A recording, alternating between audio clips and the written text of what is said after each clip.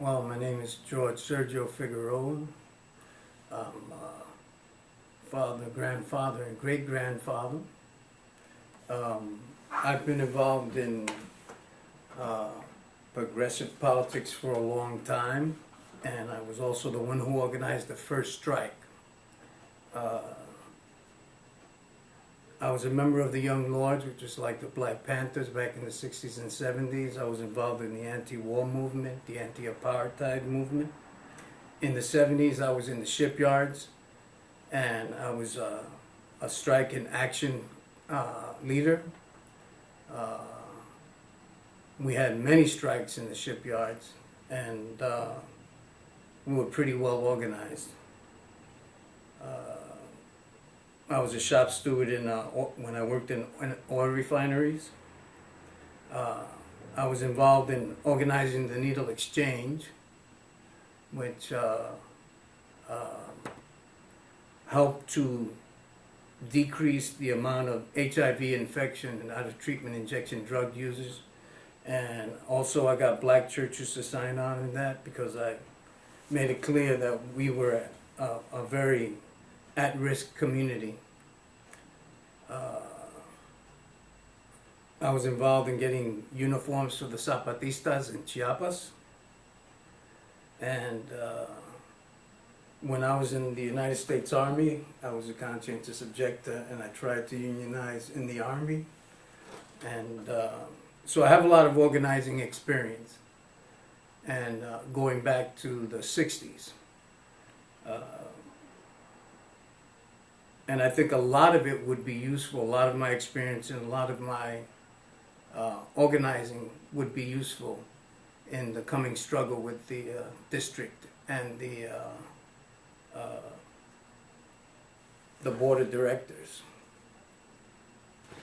I think that, having been set up by the district and also having them come out so viciously against us has taught me what we're going to be up against. It's really serious business. Another thing that I think we have to keep in mind always is we're not just doing this for us. We're doing it for our children, our grandchildren. We're considered the vanguard with other unions, and we need to become the vanguard again. I really think that without an understanding of where we fit in the overall picture, we won't be able to form the alliances that we need in order to succeed with community groups, the unions here at BART, and other unions outside of BART.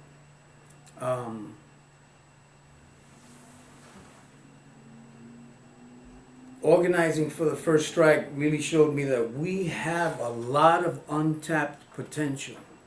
And I think that I can reach that potential. I think I can get the rank and file to sign on working on a new union.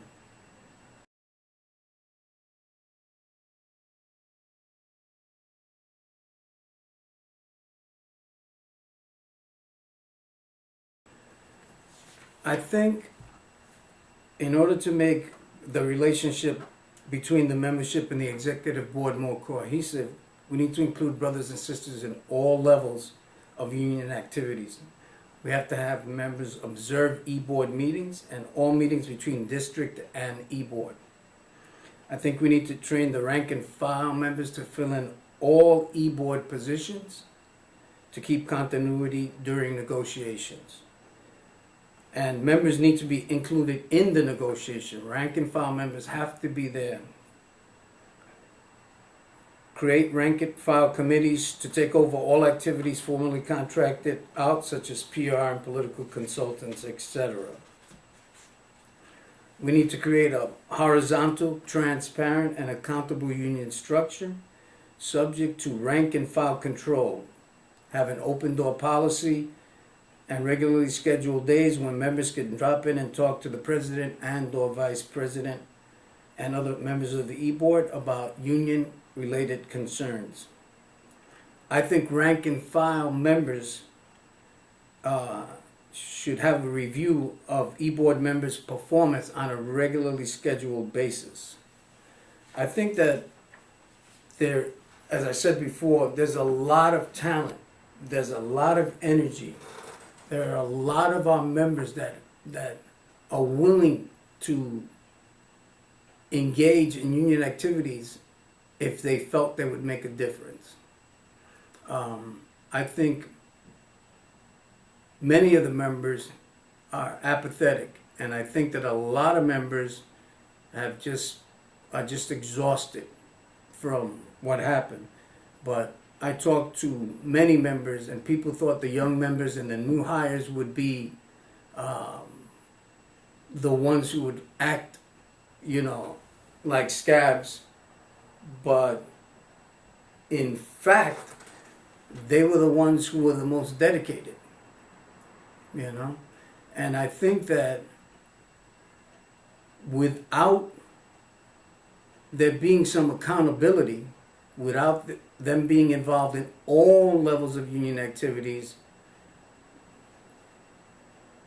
they're not going to believe that they have a voice. I think a strong union does not have to have strong leaders that tell them what to do all the time.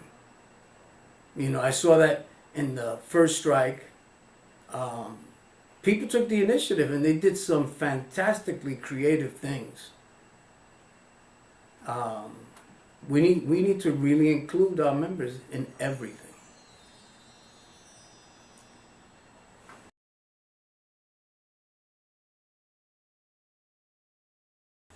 I think some of the things I already mentioned in the second question apply to this question as well. So I won't go over those. I think one of the things that we must do is field and support working class candidates for the board of directors and other local positions. We can get out the votes. Look at what's happening in New York City. The Working Families Party took city council positions and helped elect Mayor-elect Bill Blasio garnered 73% of the vote. And he's an extremely progressive candidate. So we can influence local politics. I think we need to sever our ties with the Democratic Party and only support candidates who are openly supportive of labor. They could be Democratic, they could be anything, but they must have a clear record of supporting us. If not, because the Democratic Party sees us as wedded to them in some kind of abusive relationship where they come to us for money and for support and to get out the votes, and then when it comes time for them to deliver, they don't. And actually, this is not the progressive Democratic Party of the past. This is the Democratic Party which is voting, Democrats voting to stop us from striking. That would have been unheard of in the past. I think another thing we have to do, in addition to what I said previously, is foster a historical knowledge about our union and the union movement and the working class to create a working class consciousness in the rank and file. We need to train the stewards more comprehensively, including a very thorough knowledge of the contract. We obviously have to form coalitions with other community groups, as I said before, and we need to start those things now so that by the time 2017 comes, we have a huge coalition and a huge movement of people, rank and file members of the unions, who will stand with us so that we'll have huge numbers that will spread our message, because we will never get the media. The media is corporate and they side on the side of management, the board of directors, and the 1%.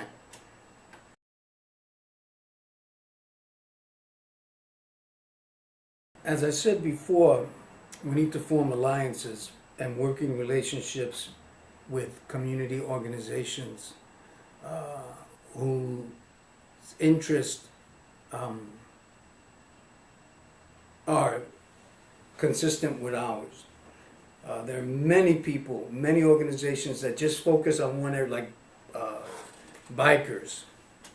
But we need to form an organization where we have an alliance with riders. That doesn't exist, and that needs to exist.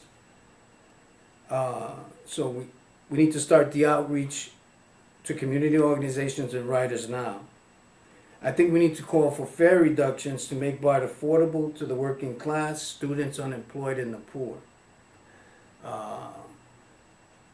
One of the things that we definitely have to do is demand that developers, banks, and others who benefit directly from BART pay their fair share for the system. And we need to get the public on board with that, the riding public. And I think they will. But we need to start now. And we need to be able to get full-page ads in the papers when we're being attacked. Clearly stating what our goals are and how we are fighting for the public as well. And I think that can be done. It was done in New York, and it can be done here.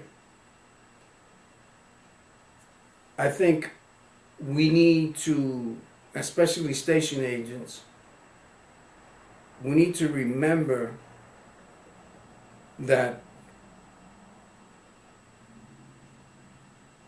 the public is just as frazzled as we are. And we have to address that also. I think it's very difficult to foster a good relationship with the public if we're dealing with over 400,000 and maybe 500,000 people eventually without more workers. And without a way of being safe, without a way of being able to take off when we're overly stressed. I mean, I think a lot of us suffer from something akin to post-traumatic stress disorder, and without this, we're not going to be 100% for the public.